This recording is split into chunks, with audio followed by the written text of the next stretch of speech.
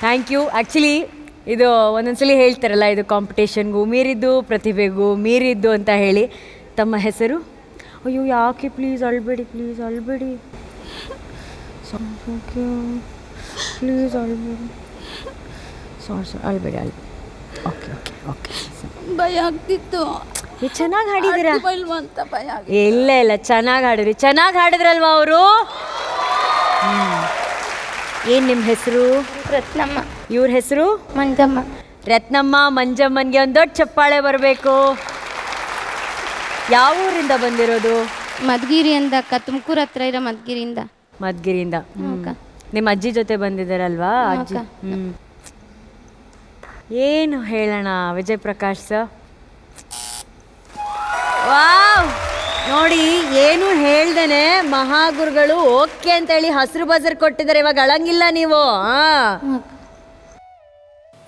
ರತ್ನಮ್ಮ ಅವರೇ ಹಾಗೂ ಮಂಜಮ್ಮ ಅವರೇ, ಸರೆಗಮಪ ಕಾರ್ಯಕ್ರಮಕ್ಕೆ ತಾವು ಬಂದಿದ್ದಕ್ಕೆ ಒಂದ್ಸತಿ ನಾನು ನಮ್ಮ ಒಂದು ಸಂತೋಷವನ್ನ, ಕೃತಜ್ಞತೆಗಳನ್ನ ಚಪ್ಪಾಳೆ ಮೂಲಕ ನಿಮ್ಗೆ ಹೇಳ್ತೇವೆ. ನೀವಿಬ್ರು ಯಾವಾಗಲೂ ಒಟ್ಟಿಗೆ ಹಾಡ್ತೀರ ತಾಯಿ? ಹೌದು ಸರ್, ಯಾವಾಗಲೂ ಒಟ್ಟಿಗೆ ಆಡ್ತೀವಿ ಸರ್ ನಾವು. ಅಕ್ಕ ತಂಗಿರು ಸರ್. ನಮ್ಮ ಮನೇಲಿ ಇನ್ನೊಬ್ರು ಇದ್ದಾರೆ ಸರ್, ಬ್ಲೈಂಡು. ನಮ್ಮ ಮನೇಲಿ 3 ಜನ ಬ್ಲೈಂಡ್ಸ್ ಇರೋದು. ತುಂಬ ಬಡತನ ಸರ್ ನಮಗೆ. ನಾವು ಎಲ್ಲೂ ಸಂಗೀತ ಕಲ್ತಿಲ್ಲ, ಏನೂ ಕಲ್ತಿಲ್ಲ, ಸುಮ್ಮನೆ ನಮ್ಮ ಪಾಡಿಗೆ ನಾವು ಆಡ್ಕೊಂಡಿರೋದು ಸರ್. ಇದು ಕ್ಷಮಿಸಿ ಕೇಳ್ತಾ ಇದ್ದೀನಿ ನಾನು, ರತ್ನಮ್ಮ ಏನು ಕೆಲಸ ಏನಾದರೂ ಅಕ್ಕ? ನಾವು ಕೆಲಸ ಮಾಡಲ್ಲಕ್ಕ. ನಾವು ಮದ್ಗಿರಿಯಲ್ಲಿ ದಂಡಿಮಾರಮ್ಮನ ದೇವಸ್ಥಾನ ಇದೆ, ಅಲ್ಲಿ ಆಡಿ ನಾವು ಜೀವನ ಸಾಕ್ತಿದೀವಿ ಅಕ್ಕ. ನಮ್ಮ ತಂದೆ ಆರೋಗ್ಯ ಸರಿ ಇಲ್ಲ, ನಮ್ಮ ಮನೆಗೆ ಎಲ್ಲಾ ಪೇಷಂಟು, ನಾವು ದುಡಿಬೇಕು, ನಾವು ಜೀವನ ಮಾಡ್ಬೇಕು ಸರ್. ಹೆಂಗ್ ಬಂದ್ರಿ ಮತ್ತೆ ಆಡಿಷನ್ಸ್ಗೆ? ಅಕ್ಕ ನಮ್ಮ ಪುಣ್ಯ, ಯಾರೋ ಪುಣ್ಯಾತ್ಮರು, ಅವ್ರ ಫ್ಯಾಮಿಲಿ ಚೆನ್ನಾಗಿರ್ಲಿ, ನಮಗೆ ಗೊತ್ತಿಲ್ದಂಗೆ ನಾವು ದೇವಸ್ಥಾನದ ಹತ್ರ ಆಡ್ತಿದ್ರೆ ವಾಟ್ಸಪ್ ಮಾಡಿ ನಮಗೆ ಇಲ್ಲಿವರೆಗೂ ಕರೆಸ್ಕೊಂಡಿದ್ದಾರೆ. ಅವರೆಲ್ಲೇ ಇದ್ರು ನಮ್ಮ ಹತ್ರ ಬಂದು ನಮಗೆ ಮಾತಾಡಿಸ್ಬೇಕು. ನಾವು ಕೇಳ್ತಾ ಇದ್ದೀವಿ, ಯಾರು ಅಂದರೆ ಯಾರೂ ಹೇಳ್ತಿಲ್ಲ. ದಯವಿಟ್ಟು ನಮ್ಗೆ ಯಾರು ಈ ಅವಕಾಶ ಮಾಡಿಕೊಟ್ಟಿದ್ದಾರೆ, ಅವ್ರ ಆರೋಗ್ಯ ಚೆನ್ನಾಗಿರ್ಲಿ ಅಂತ ನಾನು ಭಾವಿಸ್ತೀನಿ ಅಕ್ಕ. ಅವ್ರ ಊರಲ್ಲಿ ದಂಡಿ ಮಾರಮ್ಮನ ದೇವಸ್ಥಾನದ ಮುಂದೆ ಕೂತ್ಕೊಂಡು ಹಾಡಿ ಅಲ್ಲಿ ಬರುವಂತಹ ಭಕ್ತರು ಕೊಡುವಂಥ ದುಡ್ಡಿನಿಂದ ಅವರ ಇಡೀ ಕುಟುಂಬವನ್ನು ಈ ಇಬ್ಬರು ಹೆಣ್ಮಕ್ಳು ನಡೆಸ್ತಾ ಇದ್ದಾರೆ. ಎಷ್ಟು ಜನ ಇದ್ದೀರಾ ನಿಮ್ಮ ಮನೆಯಲ್ಲಿ? ಅಕ್ಕ ನಾವು 4 ಜನ ಹೆಣ್ಮಕ್ಳು, ಅದರಲ್ಲಿ 3 ಜನ ಬ್ಲೈಂಡ್ಸು, ಗೌರಮ್ಮ, ಮಂಜಮ್ಮ, ರತ್ನಮ್ಮ ಅಂತ. ಮತ್ತು ನಮ್ಮ ತಾಯಿ ಸಣ್ಣ ಮಕ್ಕಳಾಗೆ ತೀರ್ಕೊಬಿಟ್ರು. ಮತ್ತು ಒಬ್ಬ ಅಣ್ಣ ಇದ್ದ, ಅವನು ಹಾರ್ಟ್ ಪ್ರಾಬ್ಲಮ್ ಆಗಿ ತೀರ್ಕೊಬಿಟ್ಟ. ಮತ್ತು ನಮ್ಮಪ್ಪ, ನಮ್ಮ ತಂದೆಯವರು, ನಮ್ಮ ಅಣ್ಣ, ನಮ್ಮಮ್ಮ ತೀರ್ಕೊಂಡಿದ್ದ ತಕ್ಷಣ ಕೆಲಸ ಬಿಟ್ಬಿಟ್ರಕ್ಕ. ಅಯ್ಯೋ ನನ್ನ ಹೆಂಡ್ತಿ ಮಗನೇ ಹೋದ್ಮೇಲೆ ನಮ್ಗೆ ಇನ್ಯಾವ ಇದ್ಬೇಕು ಅಂತ. ಅವಾಗ ನಾವೇ ಹಿಂಗಿದ್ರೆ ಉಪವಾಸ ಇದ್ದೀವಕ್ಕ. ಎಷ್ಟೋ ದಿನ ಊಟಕ್ಕೆ ನಡೆದೇ ಉಪವಾಸ ಇದ್ದೀವಿ. ಆ ಉಪವಾಸ ಅಷ್ಟು ತಾಳಲಾರ್ದೆ ನಾವು ಬಸ್ ಸ್ಟ್ಯಾಂಡ್ಗೆ ಹೋಗಿ ಜೀವನ ಮಾಡ್ತಿದ್ವಿ. ಆ ಬಸ್ ಸ್ಟ್ಯಾಂಡಿಂದ ದಂಡಿಮಾರಮ್ಮನ ದೇವಸ್ಥಾನ ಹತ್ರ ಹೋಗ್ರಿ ಅಂತ ಹೇಳಿದ್ರು. ಬಸ್ ಸ್ಟ್ಯಾಂಡಲ್ಲೂ ದಂಡಿಮಾರಮ್ಮನ ದೇವಸ್ಥಾನ ಹತ್ರಲ್ಲೂ ಯಾರ್ಯಾರು ಏನೇನು ಅಂತಾರೋ ಅವಮಾನಗಳು, ಅಪವಾದಗಳು ಎಲ್ಲ ಸಹಿಸ್ಕೊಂಡು ನಾವು 4 ಬಾಳಬೇಕು, ಬದುಕಬೇಕು ಅಂತ ಹಠ ಮಾಡಿ ಜೀವನ ಮಾಡ್ತಿದ್ವಕ್ಕ. ತುಂಬ ಬಡತನ ಜಾಸ್ತಿನಕ್ಕ ನಮಗೆ, ತುಂಬ ಬಡತನ. ಅದೆಲ್ಲ ಬಂದಿದ್ದ ಕಷ್ಟ ಎಲ್ಲ ಸಹಿಸ್ಕೊಳ್ತಾ ಇದ್ದೀವಿ, ಇನ್ನೂ ಸಹಿಸ್ಕೊಳ್ತಾನೂ ಇದ್ದೀವಿ.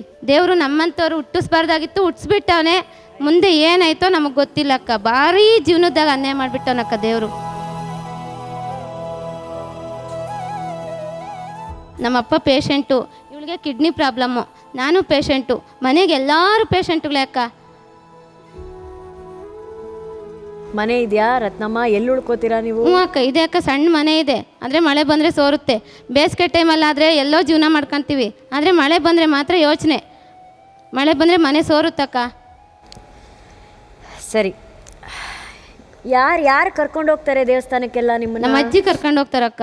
ಅವ್ರು ಬಂದಿದಾರಲ್ವಾ? ನಿಮ್ಮ ಹಾಡು ಕೇಳ್ತಾ ಇದ್ರು. ಕ್ಷಮಿಸಿ, ಅಜ್ಜಿನ ಕರೆಸ್ಬೋದಾ ಇಲ್ಲಿ ಸ್ಟೇಜ್ ಮೇಲೆ? ಹಾಂ ಅಕ್ಕ, ಕರ್ಸಿ ಅಕ್ಕ.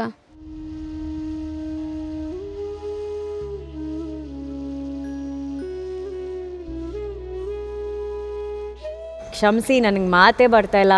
ಮಾಗುರುಗಳೇ, ನೀವೇನಾದ್ರು ಹೇಳಿ ಕ್ಷಮಿ ಪ್ಲೀಸ್, ಸಾರಿ. ನಾನು ಅದಕ್ಕೆ ಮಾತಿಲ್ಲದೆ ಗ್ರೀನ್ ಸಿಗ್ನಲ್ ಕೊಟ್ಬಿಟ್ಟೆ. ಈ ಮಕ್ಕಳು ಈ ವೇದಿಕೆಯಲ್ಲಿ ಇರಲಿ, ಅವ್ರಿಗೆ ತಿಳಿದಿದ್ದು ಹಾಡಲಿ, ನಾವು ಏನು ತೋಚುತ್ತೋ ಅವ್ರಿಗೆ ಅದು ಕಲಿಸೋಣ. ಅದರಿಂದ ನಮಗೆ ಮೊನಾಟನಸ್ ಅಂತ ಏನು ಅನಿಸಲ್ಲ. ಕಳೆದ ಸ್ಪರ್ಧೆಯಲ್ಲಿ ಕೂಡ 2 ಹೆಣ್ಮಕ್ಳು ಇದೇ ರೀತಿಯಾಗಿ ಬಂದಿದ್ದರು. ಅದರ ನಂಬಿಕೆ ಮೇಲೆ ಈ ಮಕ್ಕಳು ಬಂದಿದ್ದಾವೆ. ನಾನು ಏನು ಯೋಚನೆ ಮಾಡ್ತಿದ್ದೀನಿ ಅಂದರೆ, ಇಷ್ಟು ಬೆಳಕಿರುವ ಈ ವೇದಿಕೆಯಲ್ಲಿ, ಈ ವೈಭವದ ವೇದಿಕೆಯಲ್ಲಿ ಮಕ್ಕಳೆಲ್ಲ ಹಾಡು ಕಲಿತಾರೆ. ದೊಡ್ಡವರು ಒಂದು ಮಾತು ಹೇಳ್ತಾರೆ, ಹಾಡುಗಾರನ ಎದೆಯಲ್ಲಿ ಒಂದು ಅಳುವಿರಬೇಕು ಅಂತ.